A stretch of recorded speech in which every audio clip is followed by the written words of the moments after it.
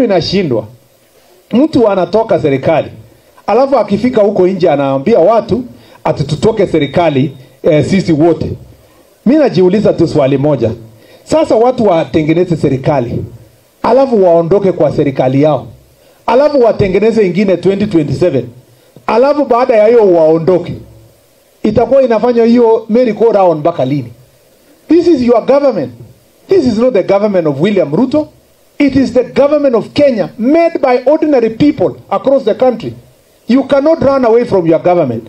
And if the problems we are facing as a government is affecting all citizens from Northeastern, from Mombasa to Western, and it is being applied uniformly, how come someone is mobilizing people based on tribe on issues that are national in nature, when we all know that all of us here are confronting these challenges because we found these challenges? And hata wewe mwenyewe ndio ulikuwa unatangaza unasema tulipata store, hakuna kitu, hata panya hakuna huko kwa sababu hakuna kitu ya kukula.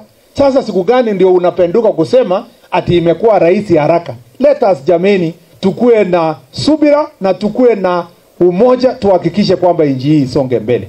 Kama vile wengine walishindwa hapo mbele, wacha huyu Kindiki ajaribu na William Ruto, tuone vile atabadilisha sehemu hii. Hata pengine unajua nyinyi pengine hamjiamini nyinyi sana. Naibu wa rais anatoka hapa hii village. Na pengine mnajidao tunasema mtu ya Tharaka hapa akitoka hapa kweli atafika mahali, ataweza kuwa rais ama atafika hapo mahali baadaye. Si hiyo ndio vile Yesu alikuwa anadharauliwa?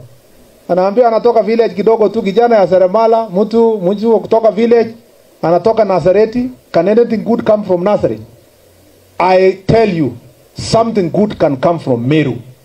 The seeds that was planted by your elders like Kiraitu Murungi has now germinated.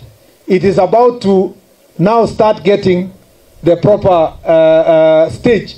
Na siku moja hii Meru itaweza kuharvest ile seeds wazee wenu walipanda, kwa sababu uongozi pia inaweza toka hapa ya kuongoza Kenya mzima. It is possible to lead anywhere in the country if we sit together and become one team as a nation, na tuache story ya ukabila.